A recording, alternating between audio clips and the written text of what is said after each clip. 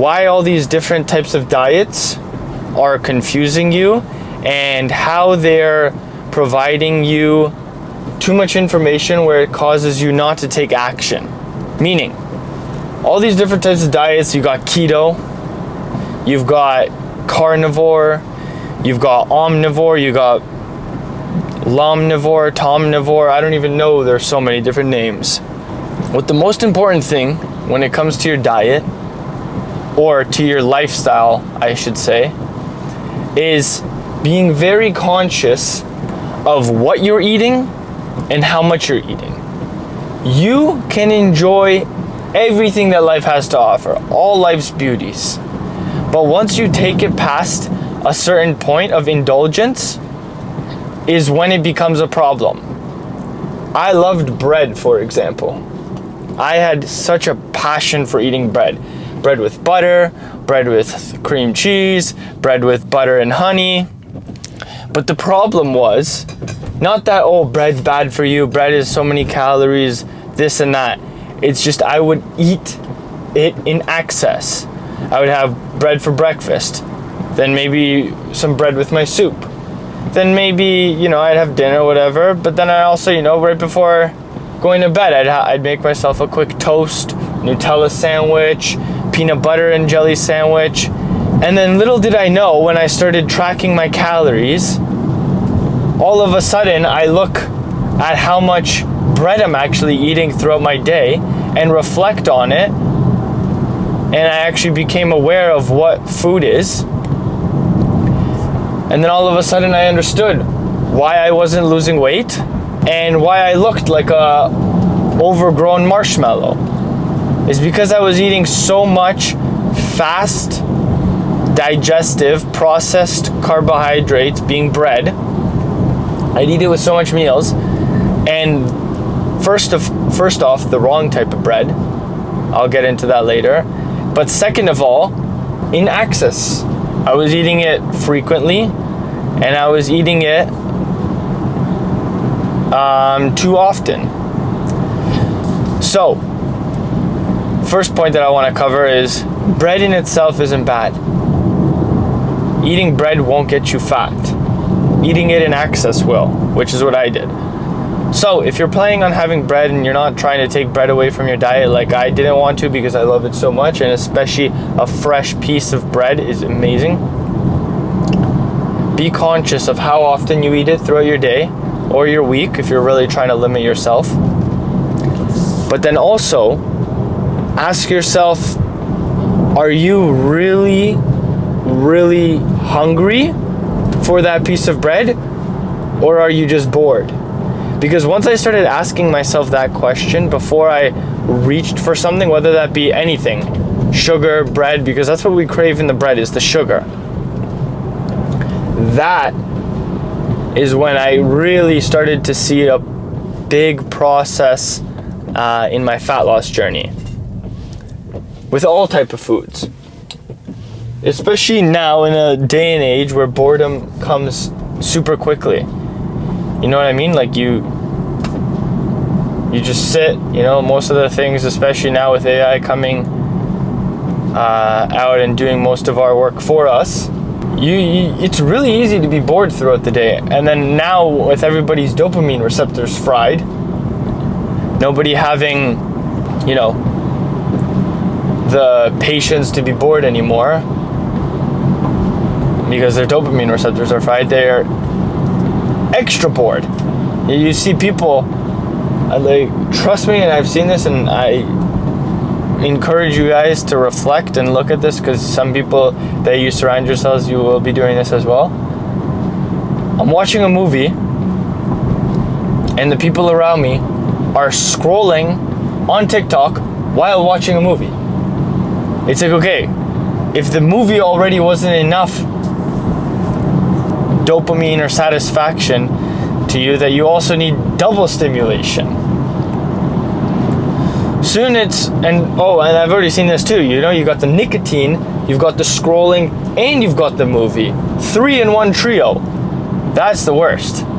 Those are like, okay, now you're absolutely fried in the dopamine receptors. So back to the main point. Wait, let me see if you guys can see me a little better. Like that, maybe like that. See me better? No, it's probably worse. Anyway, back to the main point. You don't need to get rid of bread.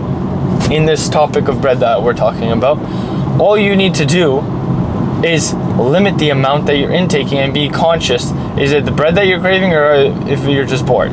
Now, when it comes to what is the best diet, the best diet is the diet that you can stick to, is the diet that you can stick with long term within your lifestyle, within the things that you crave and like and eat, and within your goals, whatever your lifestyle goals are, not your intraday goals or your weekly goals, but what are your goals for life? Is your goal for life to stay shredded? Keto might be the best option for you. Is the goal for your life to enjoy a well-rounded, nutritious diet, which includes sugars, fats, proteins, carbohydrates? Then yes, maybe tracking your calories and a normal, I don't know what it's called, if it's called omnivore or hectivore or whatever, split is going to be the best option for you. But what that's going to require is you tracking your calories, because it's really easy to overindulge in food if you're eating a well-rounded diet, and way easier to go over your caloric limit. So I personally really wanted to enjoy a lifestyle and diet that allowed me to eat anything and everything. Obviously with limits, I don't want to eat rat shit, but you get the point. So this kind of diet, especially if you don't want to overeat, there's really two ways to approach it. Either you're tracking your calories or you're tracking your meals, how many meals you're eating throughout the day. But in the beginning, it's going to require you to track your calories. Why? Because you need to understand how much calories you are eating within your habitual food intake. Meaning, if you regularly have, this type of sandwich for breakfast, and then you have this type of meal for lunch, and then this type of meal for dinner, which is pretty regularly and a lot of people do, then what do you need to do? You need to first, regardless, kind of track what you're eating. Don't worry, not for life, because you're not entering a bodybuilding competition, but for a couple of weeks, or at least 2 weeks, just to understand what you're putting inside your body. So let's say for breakfast, you're eating 500 calories. For lunch, you're eating 1,000 calories. And then for dinner, you're eating 1,500 calories. So right there, you just ate 3,000 calories. For some people, that's already bulking. For others, that might be maintenance, and then you're wondering why you're not growing. And for others, that is just already like not even bulking, that's just getting fat. So once you have an understanding of what each meal contains, then you could do what I like to do. I like to guesstimate, because 50 to 100 calories isn't going to make it break it for you. So what you can do then is guesstimate. Oh, okay, I've measured this meal before, this is roughly 500 calories. Then you take a mental note and keep it within you. And then, whatever, lunch comes around. Oh, okay, I'm guesstimating, because I've had this meal quite a few times, this is 1,500 calories. Oh, okay, I'm already at 2,000 calories. I can no longer eat, because that's what my coach told me I can only eat for the day, or this is how much I've researched I can only eat for the day if I want to stay on my progress for fat loss. So right there and then, I like to call that approach. I don't know what I like to call it because I just came up with it, is what I've been doing, but I'm just gonna name it right now. It's called the guesstimate approach. Guesstimate. Because you're calculating your guesstimations. So that's the approach. Or you can do what I do and just track. People that track their calories are just up here. You know, there's like the students that like are like your B level students. Those are like your guesstimators, or like your CB students. Those are your guesstimators. And then there's your A level students. Yeah. And then the A plus. A plus is when you track your veggies and your fruits as well. A students just track their proteins and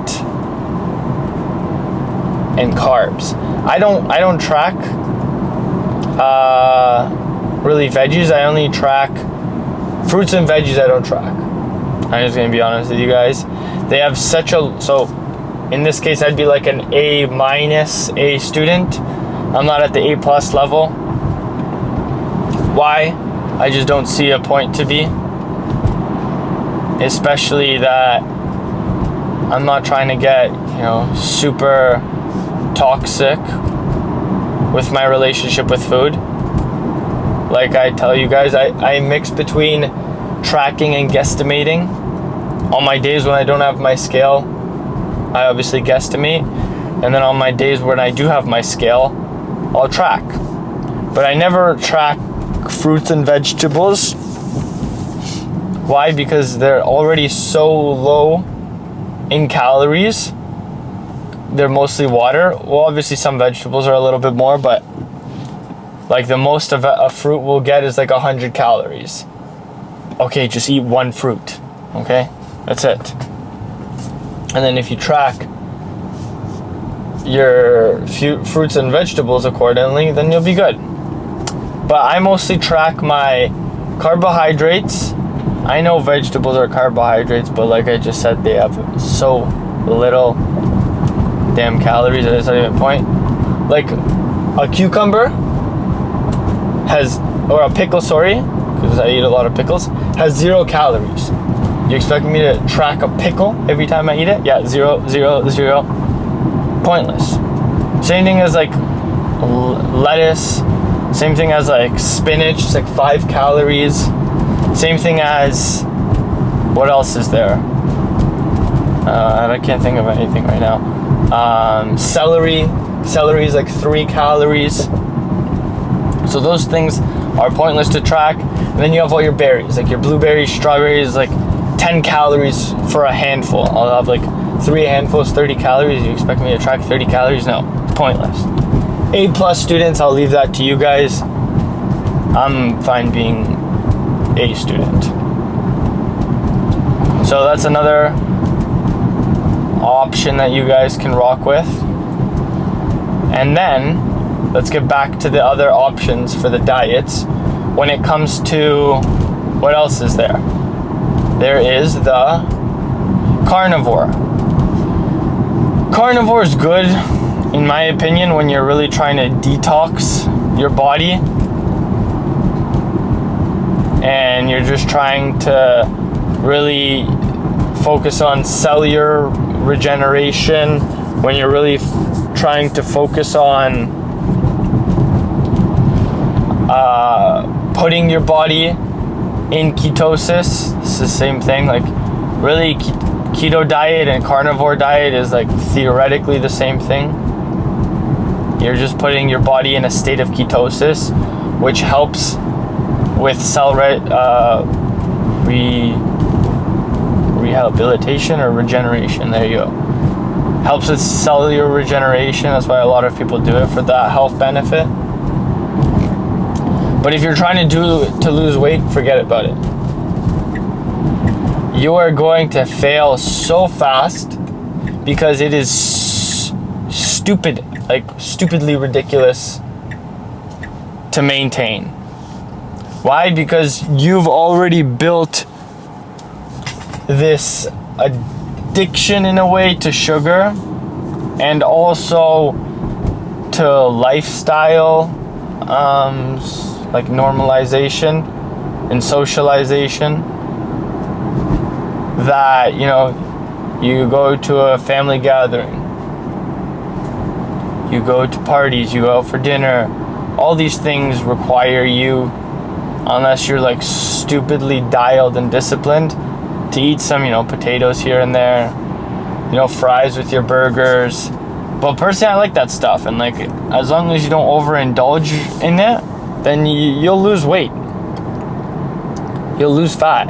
It's just those hippos who just sit on the couch all day, watch TV, and just fire an entire bag of Doritos to their face. And then they wonder, Matthew, I just can't seem to lose this stubborn belly fat. Well, let's go over what you did today. You barely drank water. You barely got off the couch. You went straight from the bed to your desk to the couch. And then you didn't resistance train. And you expect to lose weight. How? It's not how it works, buddy. So, yeah. To those of you that might already think you're in a calorie deficit but you're not losing weight, I'm going to tell you guys right now that the thing that's probably limiting your weight loss is movement, lack of movement, and increase in sedentary lifestyle. Because you might be, you know, eating 2,000 calories a day, and you're like, Matthew, I still can't seem to lose weight. Matthew, I don't know what is going on. Like, I'm eating so little calories, but I'm still not having any weight loss. Like, I did my whole calculator. I calculated my intake, but you didn't calculate and take into fact that you just sit all day, you don't do anything. So either you're gonna have to limit your caloric intake even more, because your body is already adapted to the lifestyle that you currently live, which is you sit at work, you sit at home, you sleep at home, and you watch TV at home. So of course you're not losing weight, because you're not moving. There's no movement in your life. So move a little bit more. Keep eating what you're eating. You adding a little bit of movement into your life will naturally make you hungrier. So if you're already on a pretty low calorie diet, just add some more movement and you'll lose that weight. So I hope this video is, oh my goodness, we're almost at 20 minutes. I hope the entire video is just straight drilled value. There isn't a shred of anything I said here that if you don't follow this video from beginning to end, you won't lose fat.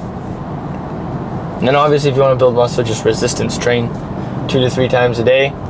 And if you're struggling with that, then just click the first link in the description, apply to work with me, and I'll help you reach your goals faster and skip the figuring out part that you've been doing for so long, which is why you're not seeing results.